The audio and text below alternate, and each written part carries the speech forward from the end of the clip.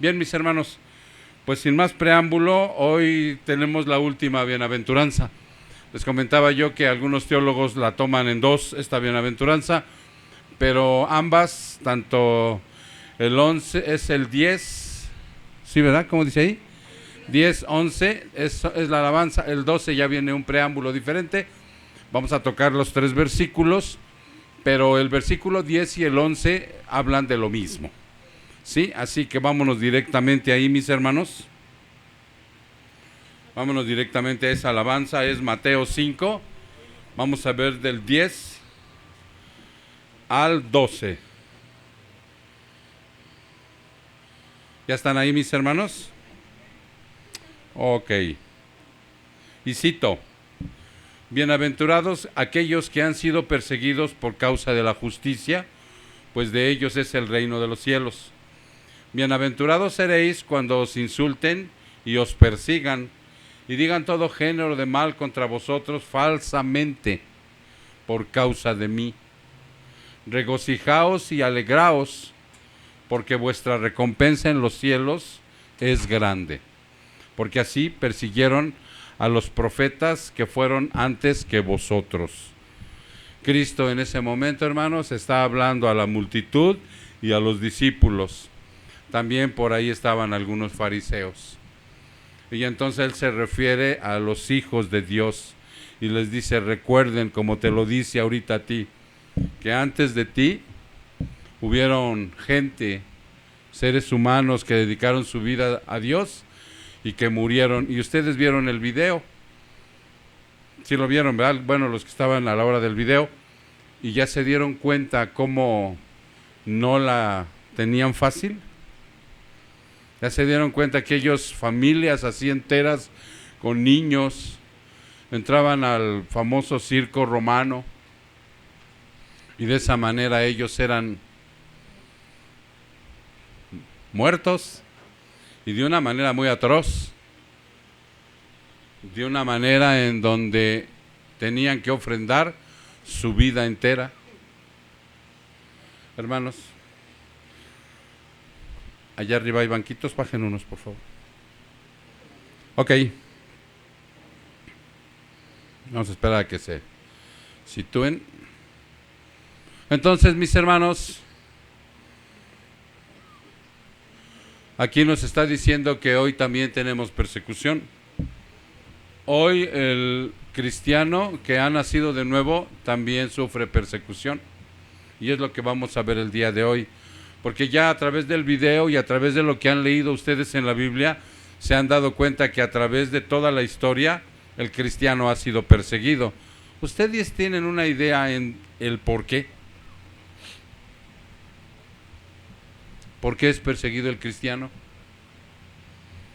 Una cosa muy sencilla que nosotros tenemos siempre en mente es que la vida cristiana es una vida muy elevada, extremadamente elevada, fuertemente elevada. No se puede vivir, o sea, con las propias fuerzas, se tiene que vivir en Cristo. Es diferente la vida cristiana a la vida común y corriente de este mundo. Y como la vida cristiana va en contra del mundo, ¿recuerdan qué dijo Jesús? En este mundo tú vas a tener aflicción, dolores, persecuciones. No te van a ver con buenos ojos en el mundo, ni en tu trabajo, ni en tu familia. O sea, de cualquier lugar puede ser desechado y mal visto, ¿sí? Pero la segunda parte me fascina, donde dice: pero no te preocupes, yo ya vencí al mundo. Y eso es lo que nos sostiene, hermanos. Y hoy vamos a recordar esto porque, fíjense bien, hemos visto 7 bienaventuranzas. Y yo espero en Dios, hermano, que estas bienaventuranzas que hemos visto en esta serie de Mateo realmente te hayan impactado tanto en tu corazón, y que si eres un cristiano verdadero, tú las empieces a practicar, tú las empieces a vivir, porque las bienaventuranzas son para todos sus hijos. Es un estilo de vida. que está planteado de una manera un poquito diferente como la armadura de Dios, porque la armadura de Dios también es un estilo de vida que te plantea el Señor. Esto también, estas bienaventuranzas es para que tú seas feliz verdaderamente en esta tierra. Y entonces, mi hermano, ¿cuál fue la primera que vimos? Que los pobres de espíritu, o sea, los que verdaderamente no tienen, o sea, más bien no es que no tengan, es que se han dado cuenta de que la riqueza de la que está hablando Cristo es el orgullo del hombre que lo hace sentirse por encima de todo. Por eso le pide que sea pobre en ese sentido. Que realmente es su riqueza, que es su ego, que es la satisfacción de su ser, de sus alcances, de su entendimiento, de su sabiduría, de todo lo que él es, que realmente eso lo vaya minimizando y se vuelva pobre, paupérrimo, dice, para que tú dependas totalmente de Dios. Esa es la pobreza que Él quiere. Por eso dice que el que es así, de ellos es el reino de los cielos. Del reino de los cielos, hermano. Y posteriormente vimos que una vez que tú te has dado cuenta que verdaderamente el egocentrismo, la vida disipada, la vanagloria, toda esa situación que es el pecado más fuerte, o sea, nos ha hecho infelices, hay una respuesta emocional para la segunda bienaventuranza, que es el llanto. Porque nosotros somos personas emocionales que lloramos, ¿recuerdan?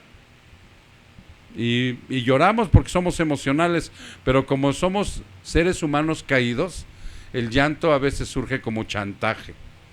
A veces lloras por cosas que no valen la pena. Y dice el Señor, esa tristeza es para muerte. Te deprimes de tal manera y lloras y te entristeces que puedes llegar a morir físicamente, te matas. Y la otra es que puedes vivir así el resto de tus días totalmente amargado, muerto en vida. Esa tristeza no sirve.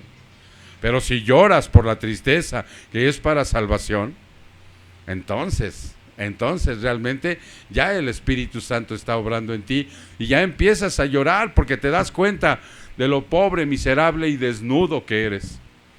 Y eso te causa dolor, que realmente te has lastimado tanto a ti y a los demás a través del pecado que te causa dolor. Y entonces dice que va a haber una consolación después de ese llanto.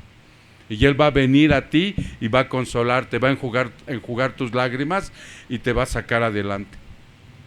La tercera bienaventuranza habla de humildad, ¿no?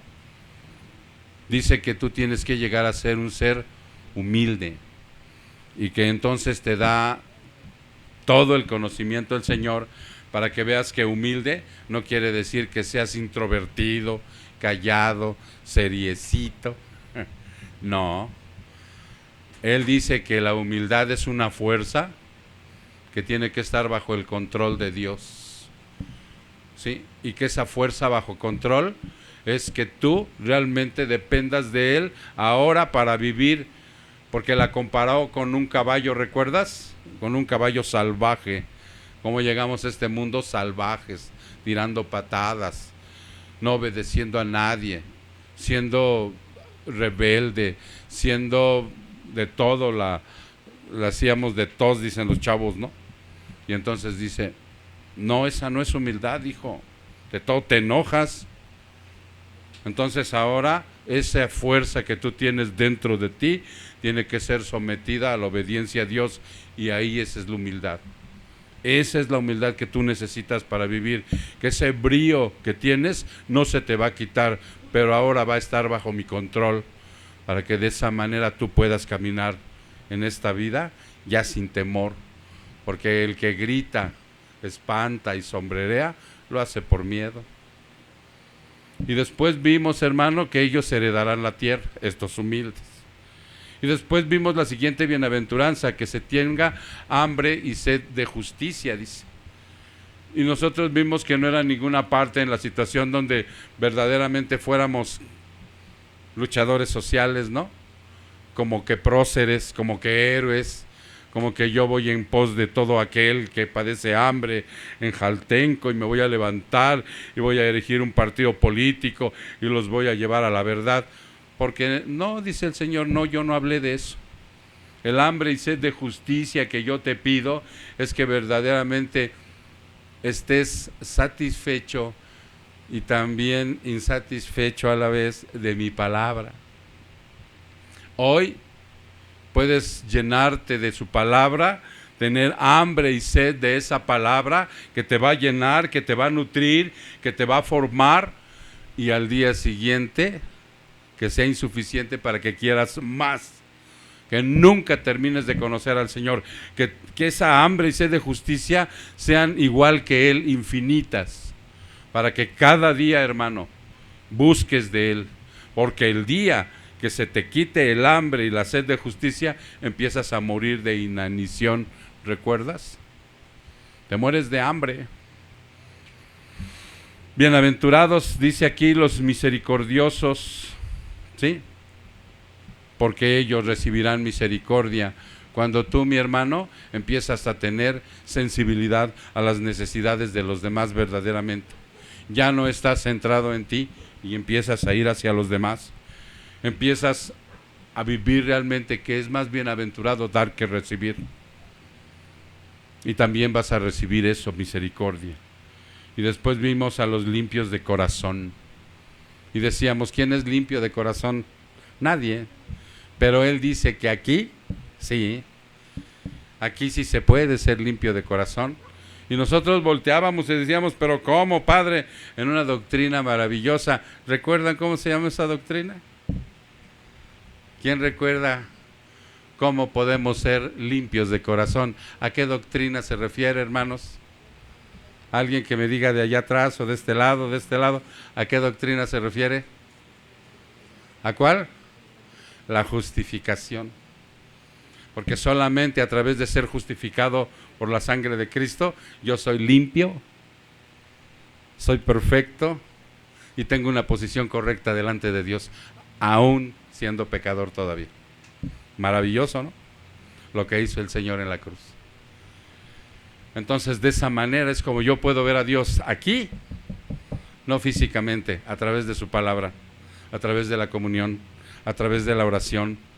Es como yo lo puedo ver, pero un día lo voy a ver cara a cara. Y bienaventurados los que procuran la paz, pues ellos serán llamados hijos de Dios. Y ahí entraba otra doctrina preciosa.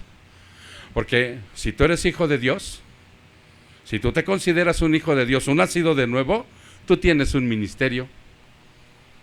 Tú tienes un ministerio. Y es el primordial. ¿Recuerdan? Ese ministerio se llama el ministerio de la reconciliación. Tú tienes la chamba de reconciliar al hombre con Dios. Él te la dejó. Porque Él nos reconcilió con Dios y nos puso en la verdadera paz. Vamos a tener muchas broncas todavía en la vida, y vamos a tener aflicción, y vamos a tener persecución, y no va a ser fácil, pero ya estamos en paz con quien debemos estar en paz.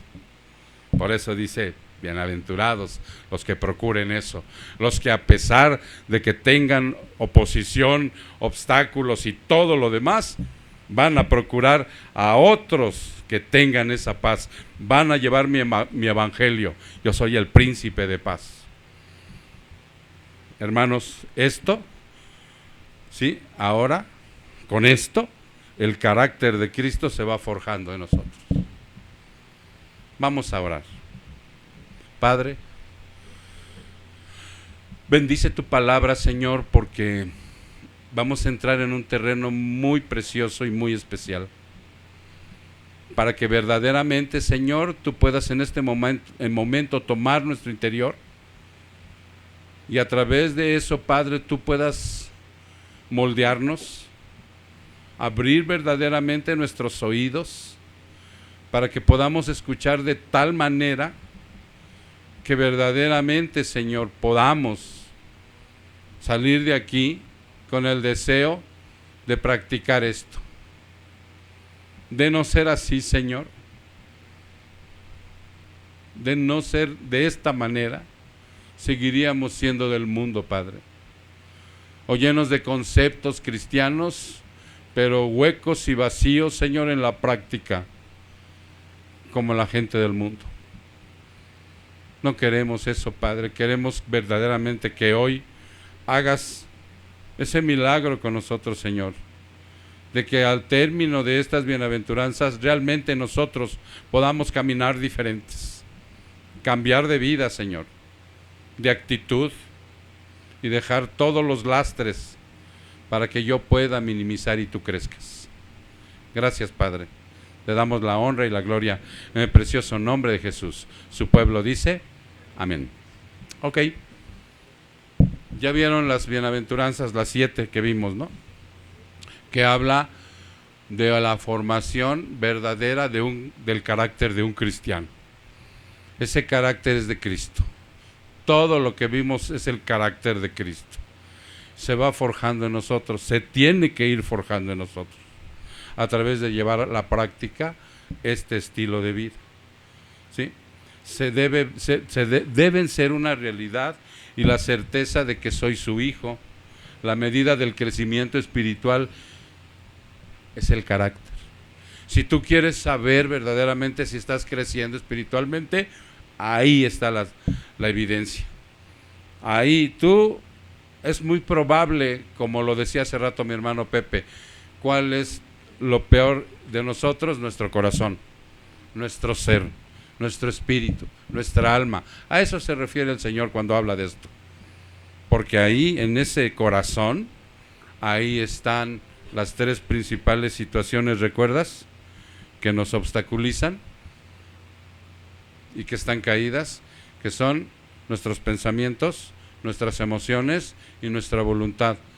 3 grandes sombrillas, ese es el espíritu.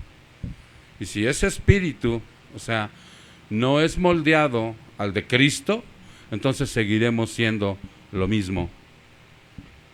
Lo mismo, hermano. Por eso dice que la medida del crecimiento espiritual es el carácter. El carácter de Cristo es el fin último de toda la educación cristiana. Allá arriba están recibiendo, ¿cómo creen que se llama su escuelita de los niños? Escuela Bíblica Dominical. Así se llama su escuela. Le pueden poner el pajecito de oro, lo que ustedes quieran, ¿no? Pero la realidad es que se llama Escuela Bíblica Dominical. Y desde ahí, desde esa tierna infancia, se empieza uno a dar cuenta, o sea, verdaderamente, lo que verdaderamente te llama la atención en la educación cristiana. Hay niños que no traen la tarea. Y luego le preguntamos, ¿por qué no traes tu tarea? ¿Se me olvidó? Ok. ¿No te ayudó tu mami? No. ¿Y qué pasa si no vas sin tarea a la escuela secular? Inmediatamente la maestra le dice, venga para acá. Y manda a entrar a la mamá y les ponen un castigo y ¡pum! ¿Cierto? Entonces, eso es verdaderamente lo que debemos poner atención, hermano. Porque si tú, o sea, llegas tarde a tu trabajo, ¿qué te va a pasar? Te regresan y a las 3 faltas te corren. Por eso ya le dije a Jesús Hernández que la próxima vez no te escondas, ya te vi. Les voy a poner un correctivo. Y me dijeron, ¿quién me dijo? Un hermano ahorita, voy a rezar 100 Padres Nuestros. No, el correctivo va a ser material, para que duela. Es una broma, hermanos, pero la realidad es que ese es el carácter. No hay de otra. Tú podrás saber mucho acerca de la palabra, pero si no es llevado a la práctica, no sirve. La medida, dice, del crecimiento espiritual es el carácter y el carácter de Cristo. Ese es el fin de toda la educación cristiana. A eso venimos a una iglesia cristiana. No venimos a prender veladoras, no venimos a ponernos escapularios, no venimos a rezar Padres Nuestros como loros. No, venimos a recibir del carácter de Cristo todo el tesoro incalculable, de veras invaluable, que el ser humano desecha por la cloaca. En serio, hermanos. Y nosotros no. Dice el carácter de Cristo, conformarse con menos de esto, hermano, conformarse con menos de lo que estamos hablando, es perder el punto de vista del crecimiento espiritual. Él lo dice bien claro en Efesios 4:13. Vete a Efesios 4:13. Efesios 4:13. Efesios 4, capítulo 4, Efesios capítulo 4.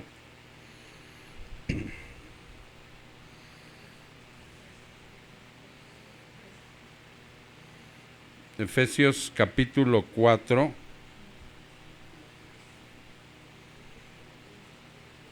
En el versículo 13. Hasta que todos, y está hablando de sus hijos, está hablando del que ha nacido de nuevo, dice, hasta que todos lleguemos a la unidad de la fe. Esa unidad de la fe, hermano, ya lo hemos comentado, es porque el mismo Espíritu Santo que tienes tú, lo tengo yo, y lo tiene el otro hermano, y lo tiene el hermano de ahí atrás, y lo tienen las dos hermanas que están aquí adelante. Es el mismo Espíritu Santo. Esa es a la unidad que tú perteneces. Porque si tú perteneces a algún lugar, por decir algún club, estás en unidad, ¿verdad? Si tú perteneces a X lado, estás en una unidad. Pero esa es la unidad con el mundo, hasta con la unidad de tu familia carnal, la de sangre. Pero él dice aquí, no, yo no hablo de esa unidad, hablo de la unidad de la fe, del que tiene el Espíritu de Dios dentro de sí y el otro también. Dice, hasta que todos lleguemos a esa unidad de la fe y del conocimiento pleno del Hijo de Dios, se necesita un conocimiento, hermano. ¿Sí se entiende? Y un conocimiento fidedigno. Un conocimiento en donde te esmeres por estudiar, por hacer una exégesis, por aplicar la hermenéutica, para sentarte ahí, quemarte las pestañas y decir, no le entiendo aquí, y irte a otros comentarios y leer otras versiones. Ahorita se van a sorprender de cómo ayer me encontré algo que no había visto, pero ahorita se los comento. Y sentarte ahí, tener el pleno conocimiento, pero el pleno conocimiento nada más te va a envanecer. Se necesita que baje a la situación de la práctica para que entonces sea un hecho contundente, hermano. Porque nosotros, la palabra dice que toda palabra en la Escritura es inspirada por Dios, ¿recuerdan? Y es útil. Para ver, por partes, para enseñar, para aprender, para corregir y para instruir en justicia. Tiene 4. Para eso es la palabra, no para presumir que soy el gran teólogo, no para dejar en vergüenza al que no sabe, no para el que viene y toca la puerta y decirle, eso es usted un charlatán. No, a ese hay que instruirlo también. Entonces dice aquí, que si llegamos al pleno conocimiento del Hijo de Dios, a la condición de ¿qué? De un hombre con madurez. En algunos dice perfecto, pero en la Biblia cuando habla de perfecto al hombre se refiere a madurez. Y esa madurez se obtiene a través de la práctica, a través de lo que yo voy aprendiendo, de este estilo de vida que yo vi durante estas 7 semanas. Esta es la 8ª. Yo realmente ponga en práctica, ¿sí? Dios no te pide que ya seas como San Pablo, pero que lo intentes, que vayas avanzando cada día. Entonces, en esa situación dice a un hombre maduro. ¿Y cuál es tu medida? Dice ahí, ¿cuál es la medida? La estatura de la plenitud de Cristo. Entonces, es cierto que la medida del crecimiento espiritual es el carácter de Cristo, es verdad. Y estas bienaventuranzas, ese es el carácter del Señor. ¿Tú quieres ver así rápidamente al Señor? léete las 8. Léete las 8. Pero se dieron desglosadas y están en la página de internet por si las quieres volver a repasar.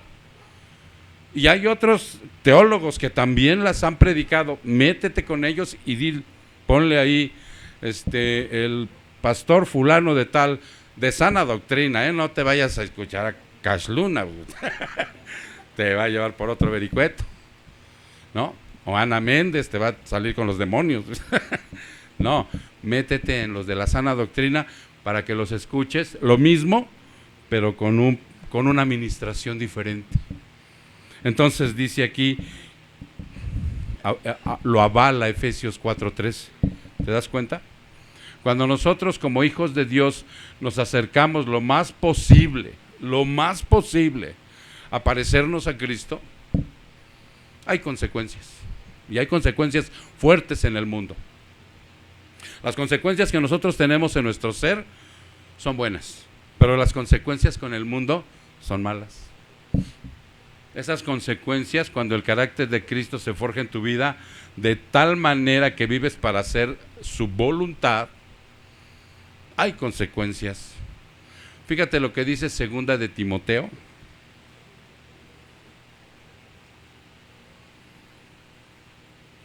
Es segunda de Timoteo, en el capítulo 3, en el versículo 12.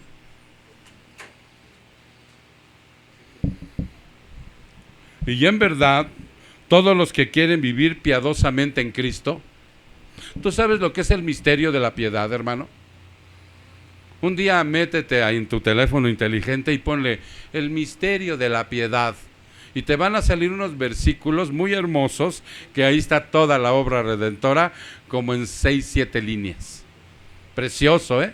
Por eso es que aquí dice, este versículo, dice el 12, y en verdad todos los que quieren vivir piadosamente en Cristo, todos los que van a vivir la obra redentora de Cristo, todos los que ya aceptaron, amaron, respetaron, hermano, y están llevando a cabo la obra redentora de Cristo, es lo que te quiere decir aquí, de Cristo Jesús, serán ¿qué?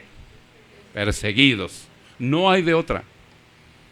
Aquel que no es perseguido es porque está viviendo cómodamente, está en sus laureles, decía mi abuelita, está en tus laureles, hijo, nada te acongoja, todo te acomodas. Pero el que vive lo de Cristo, se te van a ir encima, ¿verdad? ¿Cómo se van encima? Cuando llegas con la palabra a atacar las mentes, las fortalezas que se levantan aquí, se levantan, como dice la palabra que veían a Cristo, les rechinaban los dientes a los fariseos y tenían el deseo de matarlo, así, ¿no? Por eso lo que vieron hace rato en el video es real. A mí la verdad,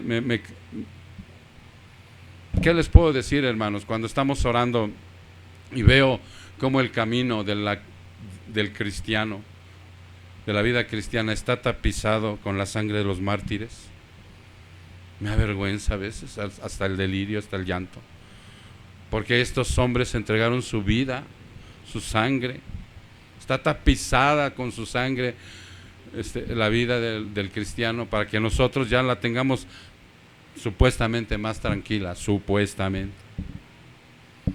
De modo que si no quieres ser perseguido, de verdad, hermano, si no quieres ser atacado, si no quieres ser mal visto, que te corran de ahí, que llegues a la base de los taxis y te digan, pues, es que yo no coopero para la Virgencita, pues sáquese de aquí.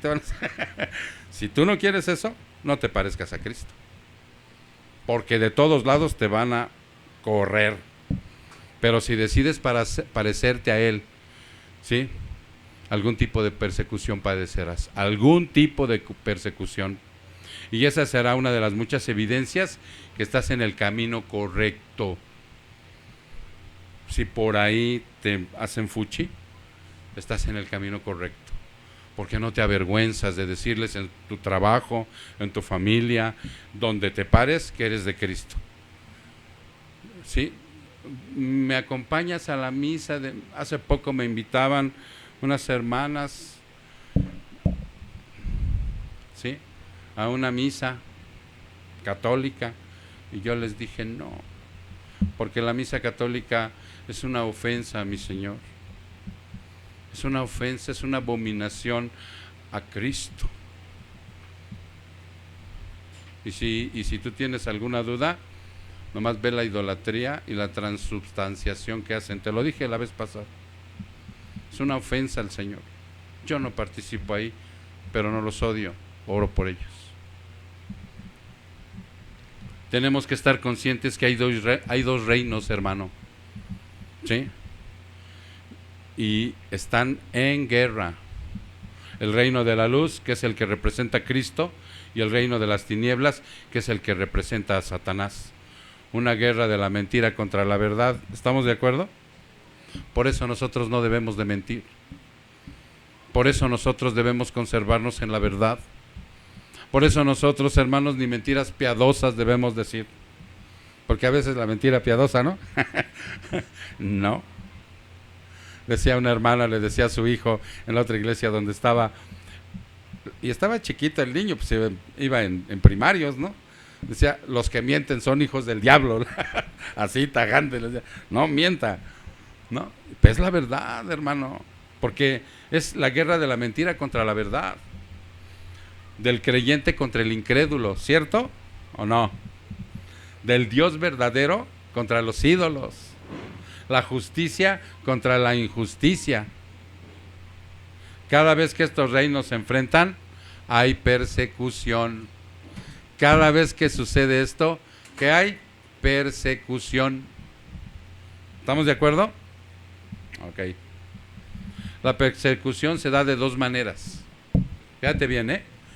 Hay una que es espiritual, hay una persecución que es espiritual y una que es física. ¿Te has dado cuenta que en la persecución espiritual tú ya eres un hombre de Dios? Tú haces la voluntad de Dios, tú oras, ayunas también. ¿Qué más hace el Hijo de Dios? Predica la palabra, evangeliza. ¿Qué más? Tiene su comunión con Dios, o sea, asiste a sus reuniones. ¿Por qué? Exactamente, estudia la Biblia, porque es un hijo de Dios. Mas sin embargo, ¿estamos de acuerdo que muchas veces cuando inclusive estás orando te llegan malos pensamientos? Esa es la espiritual. Se duerme uno, exactamente. A veces es tan dice la palabra, mi espíritu está dispuesto, pero mi carne es débil. Y empiezo a orar y Padre nuestro que estás en el cielo, ¿cierto? Entonces por eso la persecución a veces es espiritual. Todavía tenemos la imperfección, hermano, y la imperfección es un pecado residual que está ahí persiguiéndote todo el tiempo, como la tentación, ¿no? Y la otra es física. ¿Por qué? Pues porque, fíjate lo que dice Hebreos 11:36. Hebreos 11:36. Para que tú observes, Hebreos 11:36.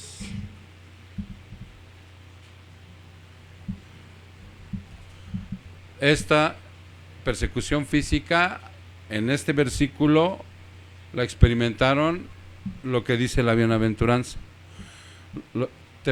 Persiguieron antes a los profetas que a ti. Fíjate cómo los persiguieron. Dice, cito, otros experimentaron vituperios. ¿Qué es eso? ¿Qué es vituperio? Una vergüenza pública, como la que vivió nuestro Señor Jesucristo cuando lo llevaron a la cruz del Calvario. Eso fue un vituperio, una vergüenza pública. Vituperios, azotes, ¿sí? Y hasta cadenas y prisiones. 37. Fueron apedreados, aserrados, tentados, muertos a espada, anduvieron de aquí para allá, cubiertos con pieles de oveja y de cabras, destituidos, afligidos, maltratados, de los cuales el mundo no era digno, errantes por desiertos y montañas, por cuevas y cavernas de la tierra. Todos estos, habiendo obtenido aprobación por su fe, no recibieron la promesa, ni siquiera conocieron a Cristo. Ni siquiera lo conocieron, hermano, y fueron salvos por la fe. Son del Antiguo Testamento. ¿Y ya se fijaron cómo vivieron? Ya les decía el otro día que a veces con una gripita y ya no vienes al culto, me siento mal. Y estos pobres, yo cuando quiero, porque no te creas que yo no me dan ganas, o sea, también me llega como, hoy voy a suspender el preguntas y respuestas, porque de veras, hermano. Pero leo esto, antes de tomarme algo, me voy a Hebreos 11, en este capítulo, en este versículo 36, y digo, ay Señor, dame la fuerza, porque mira cómo anduvieron tus hijos. ¿Todo bien? Okay. Entonces, ¿estamos de acuerdo que los bienaventurados son aquellos que tienen alta prioridad de ser perseguidos? Aquellos gozosos, dichosos, felices, hijos de Dios, tienen alta prioridad de ser perseguidos. ¿Sí estás de acuerdo, hermano? Cuando tú realmente reflejas la luz de tu Señor por tu forma de vivir, porque no te vas a callar, porque no te avergüenza.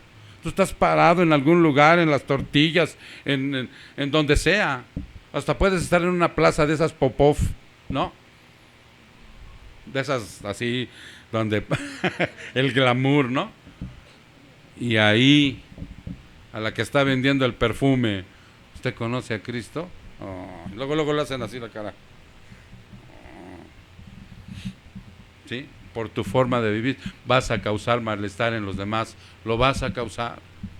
Te van a llamar intolerante. Intolerante. Ve lo que dice Lucas 3.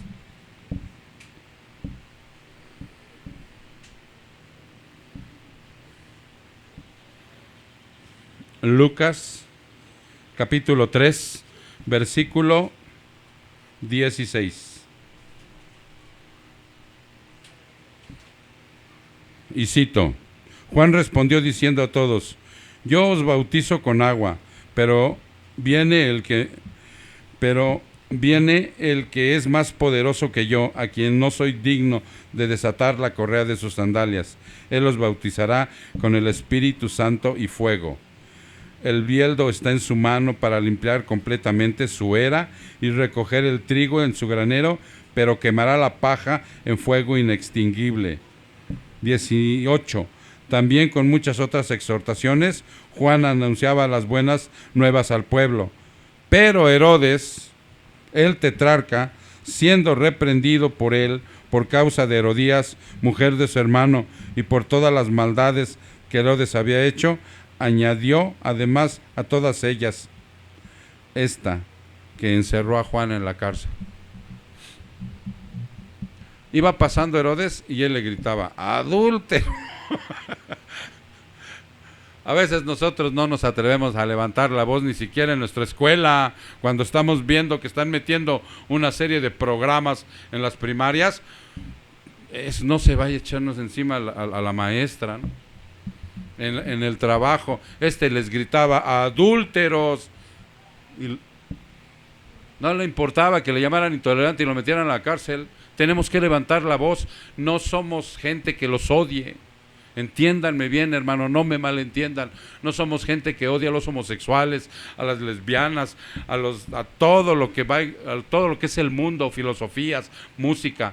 No, tenemos que orar por ellos para que Dios tenga misericordia, como lo tuvo de nosotros, para que Dios los saque de ahí.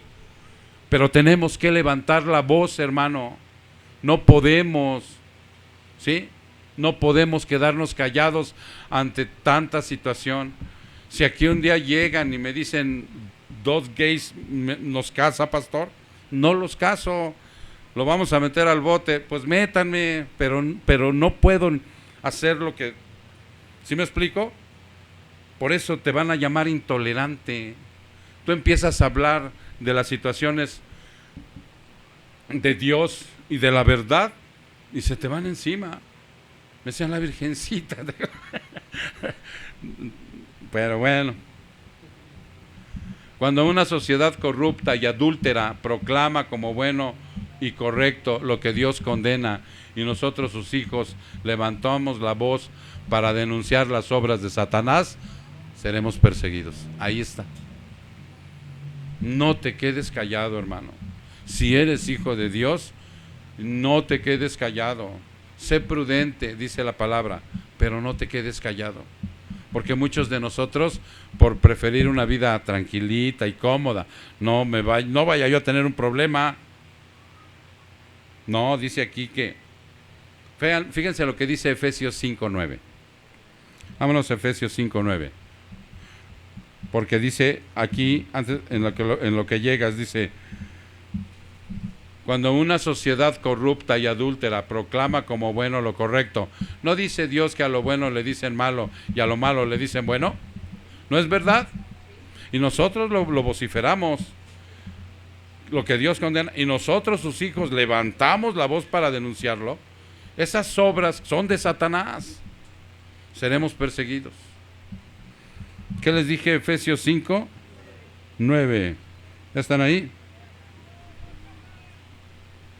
Porque el fruto de la luz consiste en toda bondad, justicia y verdad, examinando qué es lo que le agrada al Señor.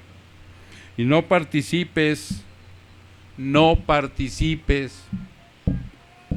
O sea, no te está diciendo, sí, no hay problema, mira, pues si es tu familiar y es tu mamá y es tu pariente y si te invitan, ellos son adoradores de la Santa Muerte, pues ¿qué tiene? Pues vete al culto con ellos, se van a casar ahí. Acompáñalo. Es más, ¿quieres ser su padrino? Pues ¿qué tiene? Mucha gente así le hace, ¿no? A mí me han dicho, oye, pero si yo voy a tu culto, ¿por qué no vienes a mi misa? Y les explico por qué. Se ponen de pestañas. Ese es el razonamiento que ellos utilizan. Si yo voy al tuyo, ¿por qué tú no vienes al mío? ¿No? Entonces dice, no participes en las obras estériles de las tinieblas, sino más bien, ¿qué? Desenmascáralas. Desenmascáralas. ¿Qué trabajos, hermano, le ha costado a Dios, al Espíritu Santo primordialmente, quitarnos la mascarita a nosotros? ¿No? Y te quita la de 1000 máscaras y ya traes abajo la del santo, y luego te quita la del santo y traes la de Blue Demon, y así, y es un trabajo arduo del Espíritu Santo. Dice, ahora desenmascara, ahora que ya te pareces más a Cristo, no sigas esas obras estériles, dice aquí, desenmascáralas, porque es vergonzoso aún hablar de las cosas que ellos hacen en secreto. Por eso es que aquí nosotros, hermano, ya nos tratamos de una manera diferente bajo el sustento de la vida cristiana. Muchos de nosotros sabemos ahorita exactamente de dónde nos sacó el Señor, ¿correcto? Sí sabemos. Y nosotros vivimos en una cultura de gente mal hablada, gente alburera, gente de doble sentido. Eso no se nos ha olvidado, ¿verdad? No se te olvida, porque Cristo no te borra la memoria, pero sí te va regenerando. Y cuando tú escuchas una palabra, un chiste, cosas de esas que dice aquí, ya no los menciones, entre ti ya no. Son cosas vergonzosas para ti. Entonces dice, pero todas las cosas se hacen visibles cuando son expuestas por la luz. ¿Estamos de acuerdo? Miren, en otra iglesia a mí me decía un pastor que cuando alguien de la congregación anda en pecado, viene Satanás de chismoso y él es el que lo... Si tú tienes algún secreto en la familia, ten cuidado, porque Satanás te va a hacer la mala obra y te va a sacar a la luz tu secretito. Y la palabra dice todo lo contrario. ¿Ya se dieron cuenta que dice aquí? Pero todas las cosas se hacen visibles cuando son expuestas por la luz. Pues todo lo que se hace visible es luz. Por esta razón dice, despierta tú que duermes y levántate de entre los muertos y te alumbrará Cristo. ¿Por qué? No es cierto que nacimos muertos en delitos y pecados. Nacimos muertos. Dios no vino a darnos una autoestima, ni a hacernos los reyes, ni los campeones. Vino a darle vida a un muerto. A un muerto, estaba muerto y le dio vida. Jesús responsabiliza, fíjense bien a quién responsabiliza Jesús, a la generación adúltera y perversa de lo que hicieron sus padres, y con autoridad las reprende. Estas palabras son realmente severas, a tal grado que generan odio y rencor y por lo tanto persecución. Vámonos a Mateo 23. Aquí es donde tú te vas a dar cuenta que cuando tú estudias la palabra, empiezas a descubrir algunas cosas. Mateo 23, versículo 13. Mateo 23,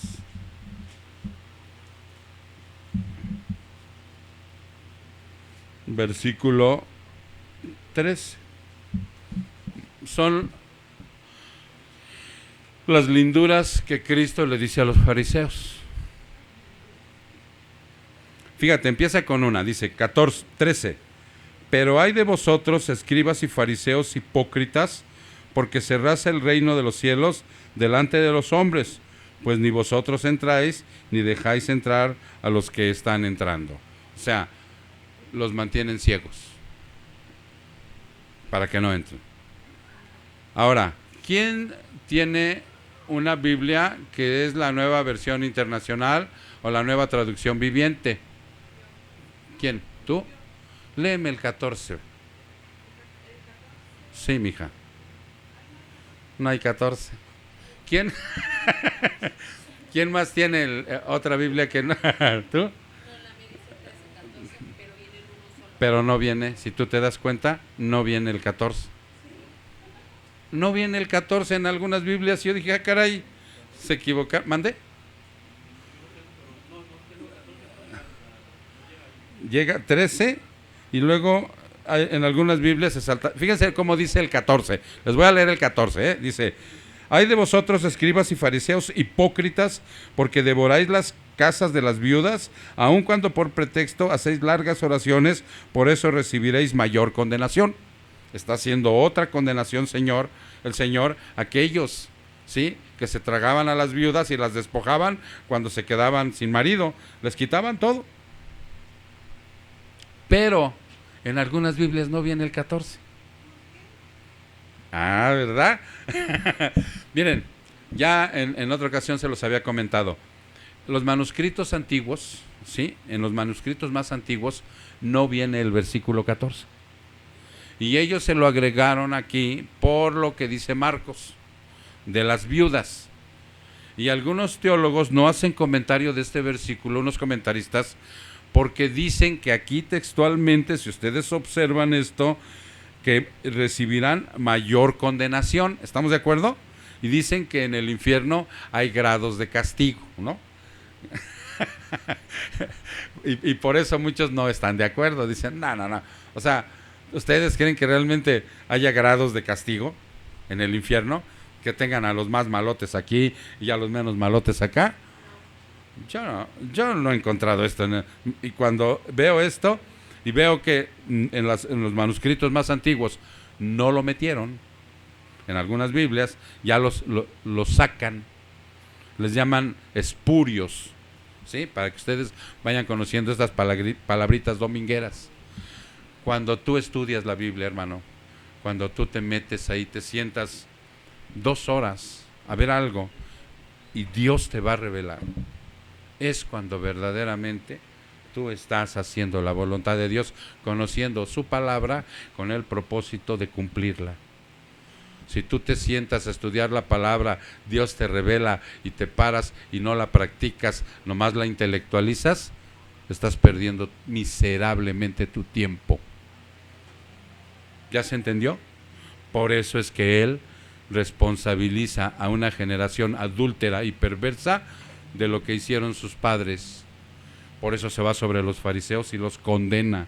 Y con la primera tenemos escribas y fariseos, hipócritas, les dice. Hipócritas, porque cierras el reino de los cielos. Si tú vas, hermano, a predicar, aún con conocimiento, pero sin práctica, estás siendo una herramienta mal utilizada por Dios. O la tubería esa que plantea un teólogo, ¿no? Donde corre el agua, tiene que correr así, diáfana, cuando está practicando el cristiano. Cuando nada más está intelectualizando, está tapado, no pasa. Está hablando él, no el Espíritu de Dios. ¿Ya se entendió? Entonces por eso los condena y por eso lo persiguen al cristiano. Cuando tú sales de un lugar, fíjate, así como que se te fueron encima, ay, gracias, Padre. Porque estás hablando la verdad. Miren, vamos a ver rápidamente otros aspectos. En ocasiones se nos olvida y no hemos puesto atención que esto fue revelado en repetidas ocasiones, además de creer además de que debemos de creer en Cristo. ¿Qué debemos además de eso? Sufrir por Él. Sufrir por Él. Filipenses 1. Filipenses 1. Filipenses 1. En el versículo 27.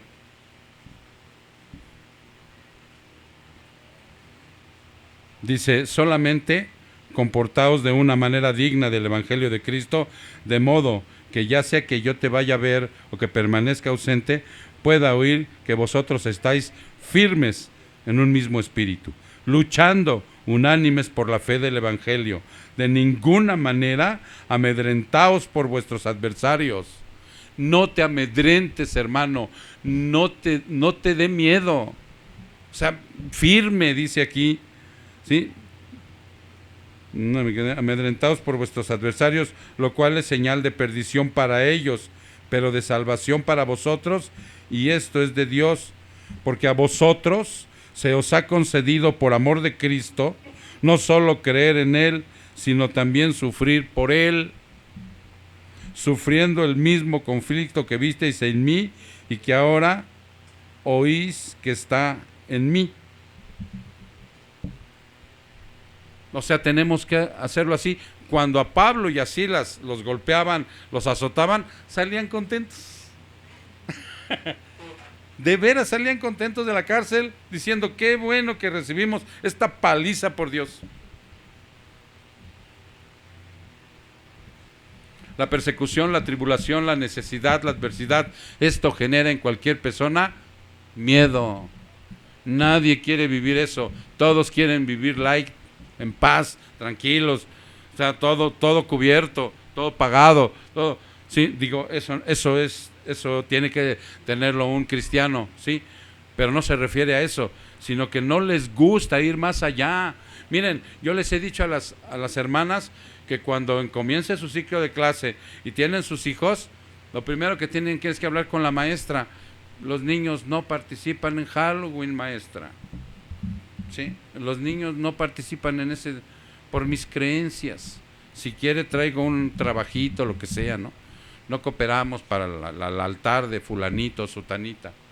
Se tiene que hablar y muchos tienen miedo porque ya saben cómo es el mundo, pero aquí lo está diciendo, ¿sí? Dice, pero ante esto, ¿cómo es la actitud del cristiano? Vean lo que vimos en Hechos 16:22. Vamos cerrando ya. Hechos 16:22. Hechos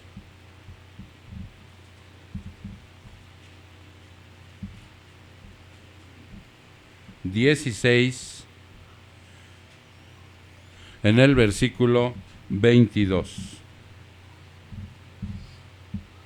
Y cito: la multitud se levantó a una contra ellos, y los magistrados superiores, rasgándoles sus ropas, ordenaron que los azotaran con varas, y después de darles muchos azotes, los echaron en la cárcel, ordenando al carcelero que los guardara con seguridad, el cual, habiendo recibido esta orden, los echó en el calabozo interior y les aseguró los pies con el cepo. Si se acuerdan cuál es ese, ¿no?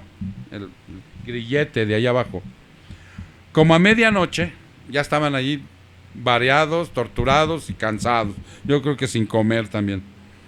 Como a medianoche, Pablo y Silas oraban y cantaban himnos a Dios, y los presos los escuchaban.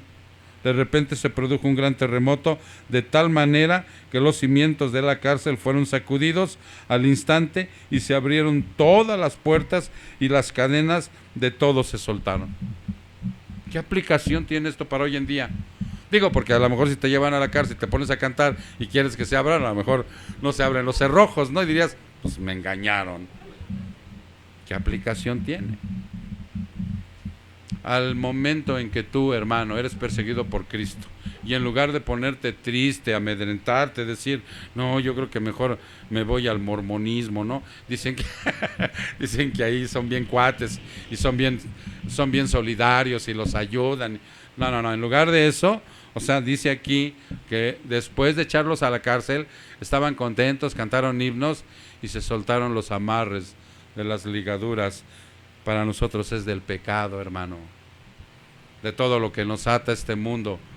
Fuera cadenas, ¿sí?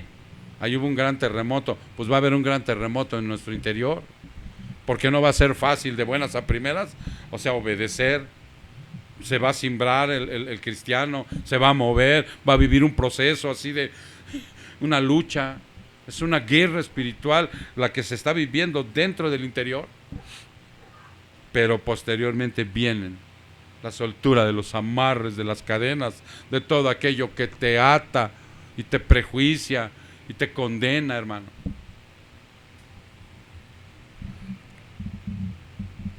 ¿Por qué tiene que ser así? La pregunta que puede aparecer en cualquier etapa de nuestra vida, y la respuesta en cualquier etapa de nuestra vida es esta. Juan 15. Sí, porque nos preguntamos, hermano, ¿por qué tiene que ser de esa manera, Señor? ¿Por qué no tiene que ser más tranquilo? ¿Por qué no veniste como un guerrillero y a espada y tronaste a todos y yo contigo allá atrás, ¿no? ¿Por qué tiene que ser así? Juan capítulo 15. Juan capítulo 15. En el versículo 18. Versículo 18. Si el mundo os odia, sabéis que me ha odiado a mí antes que a ti. A veces no es grato, de verdad. Ahorita se está predicando y se está sermoneando y Dios nos está dando lo que necesitamos. Pero en la práctica a veces no es grato. Cuando te odian por causa de Él. Cuando te desprecian por causa de Él. A veces es gente que has amado y has querido durante mucho tiempo. Amigos de toda una vida. Te dan la espalda y te dicen, sáquese. Y son gente que tú quieres y amas, compartiste con ellos muchas cosas en el pasado, a veces hasta pecados, ¿no? Pero eran tus grandes camaradas y te dicen, sáquese de aquí. No es grato, dice, pero recuerda que a mí me odiaron también, y primero que a ti. Dice aquí, 18, antes me ha odiado a mí antes que a vosotros. Si fueras del mundo, el mundo amaría lo suyo, pero como no sois del mundo, sino que yo os escogí de entre el mundo, por eso el mundo te odia. Y ahí está la doctrina de la predestinación. Acordaos de la palabra que yo os dije, un siervo no es mayor que su señor. Si me persiguieron a mí, también te perseguirán a ti. A ti, ¿por qué no, hijo? Si a mí me la aplicaron. Si se dan cuenta, hermanos, la realidad de la vida de un cristiano. Por eso él cierra con esta hermosa situación. Porque si ustedes vámonos rápidamente a Mateo 5. A Mateo 5. Mateo 5. En el versículo 10. En el 12. Dice, regocíjate, alégrate. Digo, ¿ustedes conocen la alegría? El regocijo. Cuando estás contento, cuando no estás con la cara de amargado. Si conocen esa emoción, pues eso está en el espíritu. Pero no tiene que ser nada más por las cosas del mundo, sino que tiene que venir un gozo. Porque el Señor en alguna ocasión te va a decir, ven, buen siervo y fiel, ¿sí? En lo poco te pondré en lo mucho, entra en el gozo de tu Señor.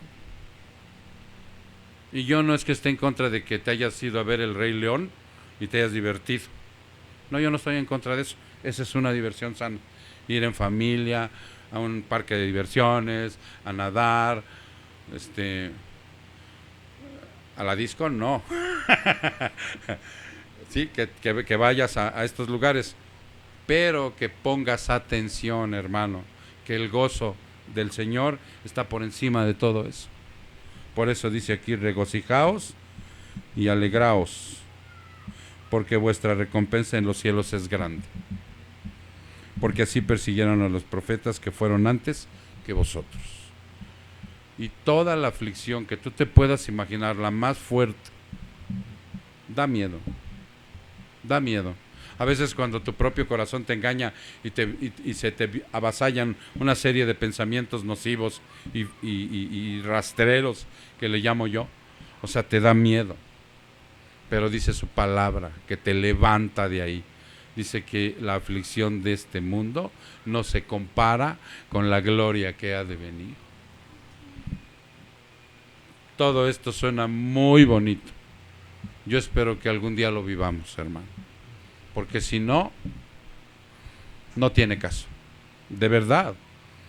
Y en este mundo estamos en aflicción. En este mundo va a haber persecución.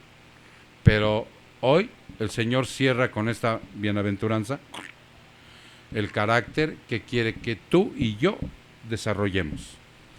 En el terreno en que estés ahorita, Él no se fija en eso.